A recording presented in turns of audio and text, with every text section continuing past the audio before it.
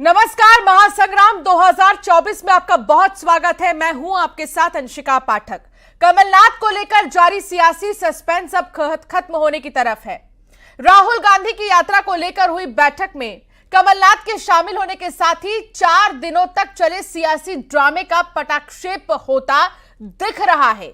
इससे पहले सांकेतिक भाषा में सियासी संदेश का जो आदान प्रदान हुआ, उसने पार्टी और कमलनाथ के बीच सीजफायर में अहम भूमिका निभाई।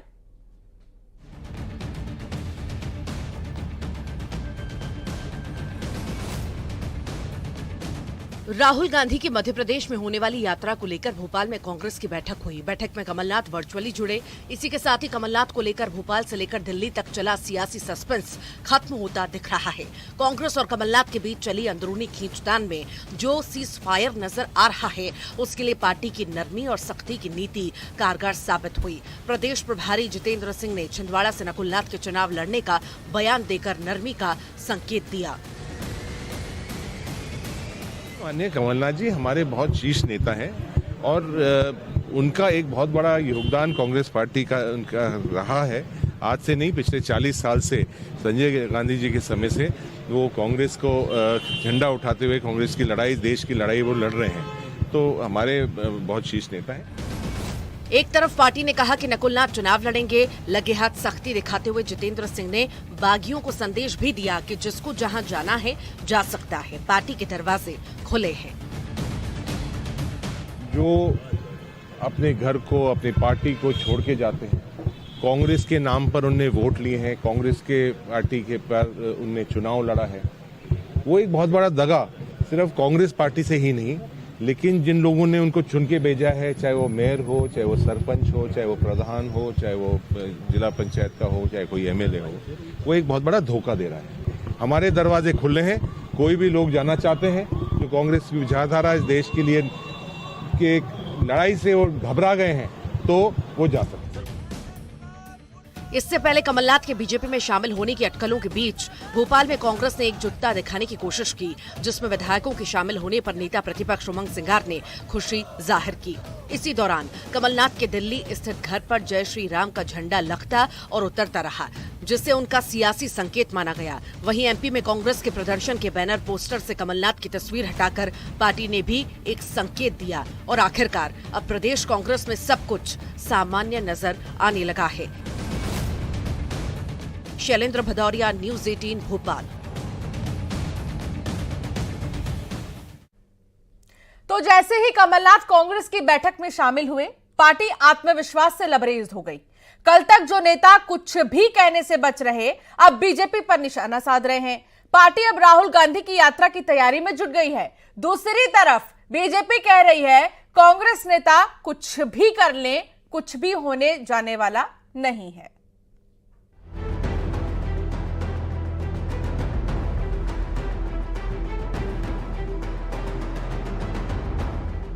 राहुल गांधी की यात्रा को लेकर हुई बैठक में कमलनाथ के जुड़ने के बाद कांग्रेस उत्साहित है। विवाद की बात पीछे छूट गई है। पार्टी को अब आगे राहुल गांधी की भारत जोड़ो यात्रा नजर आ रही है। एक दिन पहले तक लड़खड़ा रही जुबान अब आत्मविश्वास से लबरेज है। 2 मार्च से मुरैना से भारत जोड़ो न्याय यात्रा चलेगी। 6 मार्च को मध्य प्रदेश के सेलाना के बाद, रतलाम सेलाना के बाद वो राजस्थान में प्रवेश करेगी। मैं मानता हूँ इसको लेकर सारे सीनियर नेता, जिसमें आदरणीय विवेक तनखा जी, आदरणीय कमलनाथ जी, आदरणीय पचौरी जी, आदरणीय दिग्विजय सिंह। कमलनाथ भले ही बैठक में वर्चुअली जुड़े, लेकिन पार्टी कह रही है जो हुआ वो पीछे छूट चुका है। आगे लोकसभा की लड़ाई है, जिसे हम पूरी मजबूती से लड़ेंगे। राहुल गांधी की यात्रा से बदलाव की बयार जरूर बहेगी। मीटिंग के अंदर कमलनाथ जी जूम द्वारा उन्हें अटेंड करी मीटिंग। उसके साथ साथ दिग्विजय सिंह जी, पचौरी जी और भी हमारे जो वरिष्ठ नेता हैं, विवेक तनखा साहब, उनने मीटिंग अटेंड करी है। उन्हें जो सुझाव दिए हैं, जो निर्देश दिए हैं, उसके तहत आज पूरा कार्यक्रम बन चुका है। कल तक कमलनाथ का नाम लेने में लड़खड़ा रही जुबान अब बीजेपी पर तंज कस रही है। जीतू पटवारी कह रहे हैं कमलनाथ का मसाला ना मीडिया को मिलेगा और ना बीजेपी को। कमलनाथ जी ने भी सब जगह रहने का उसमें अपना वक्तव्य दिया है, अपनी संभावनाएं दी है। तो मैं मानता हूं कि अब मीडिया वालों के लिए और भारतीय जनता पार्टी के लिए कुछ भी ऐसा नहीं है जिसमें कि वो मसाला ढूंढे। जैसे ही कमलनाथ का किस्सा थमा, पार्टी लोकसभा की लड़ाई की बात करने लगी। दूसरी तरफ सूबे की सत्ताधारी पार्टी बीजेपी विधानसभा चुनाव में मिली करारी हार की याद दिला रही है। पार्टी कह रही है कांग्रेस कुछ भी कर ली, उसकी हालत पतली है, एमपी की सभी लोकसभा सीटें हम ही जीतेंगे। भारत जोड़ने का काम तो सरदार वल्लभ भाई पटेल जी ने कर दिया था। 550 से ज्यादा रियासतों का विलीनीकरण करके इस देश को एक भारत बनाया। आज एक भारत श्रेष्ठ भारत के उस नारे को पूरा करने के लिए माननीय नरेंद्र मोदी जी के नेतृत्व में भारतीय जनता पार्टी के कार्यकर्ता काम कर रहे हैं। पूरा देश माननीय नरेंद्र मोदी जी के साथ है। ये तो अब कांग्रेस जोड़ने की बात सोचे, उस तरफ जाए। निश्चित रूप से कांग्रेस की हालत और पतली होती जा रही है, पतली हालत, और उसमें भी मुझे लगता है उनको और खराब अवस्था और हो गई है। एक हफ्ते तक कांग्रेस में कमलनाथ को लेकर जारी सस्पेंस खत्म होने को है। पार्टी का पूरा ध्यान अब राहुल गांधी की यात्रा की तैयारी पर है। दूसरी तरफ कांग्रेस की स्थिति और अपनी तैयारी का हवाला देकर बीजेपी 29 सीटों से कुछ भी कम पर मानने को तैयार नहीं। शैलेंद्र भदौरिया, न्यूज़ 18 भोपाल। तो इस बीच क्या कुछ हुआ, कैसे कमलनाथ का मन बदला, या फिर क्या सब कुछ अभी भी ठीक है कांग्रेस में, यह बड़ा सवाल है। अब आपको समझाते हैं कि इन दिनों क्या कुछ हुआ है कमलनाथ और कांग्रेस के बीच। अब जो कुछ भी हुआ वो बता देते। पहले तो छिंदवाड़ा दौरा छोड़ दिल्ली पहुंचे कमलनाथ। दिल्ली में उन्होंने बातचीत की और फिर साथ ही यह भी कहा जा रहा है कि न्याय यात्रा को लेकर बातचीत की गई। कहा कि कोई भी फैसला लूंगा तो पहले बताऊंगा। कमलनाथ के बीजेपी में ज्वाइन होने की अटकलों को विराम यहां पर कमलनाथ ने ही दे दिया। कमलनाथ के घर पर जय श्री राम का झंडा भी लगा और कुछ इस तरह से जो पूरा मसला है सुलझता हुआ नजर आया। इसके अलावा दिल्ली स्थित घर पर कई बार झंडा लगा और उतरा। तो इससे यह कहा जा रहा था कि क्या पता बीजेपी में वो शामिल होने वाले हैं, लेकिन अब ऑल इज वेल है। कई समर्थक बोले जहां कमलनाथ वहां हम। इसके अलावा पार्टी के बैनर पोस्टर से कमलनाथ गायब हो गए थे। हालांकि कई मीटिंग्स भी वो वर्चुअली ही ज्वाइन कर रहे थे। कांग्रेस नेता बोले कि जिसे जहां जाना है जाए और कांग्रेस के दरवाजे खुले हुए हैं, ये भी कांग्रेस के नेता कहते हुए नजर आए।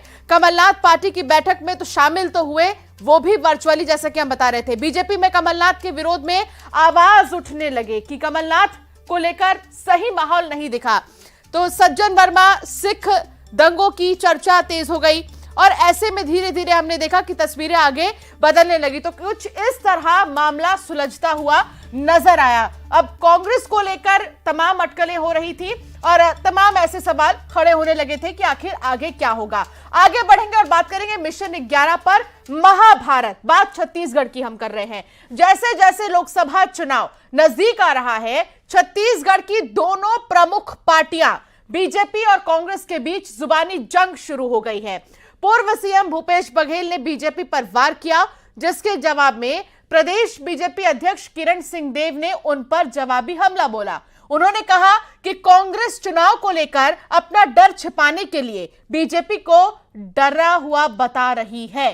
ये पूरी रिपोर्ट देखिए।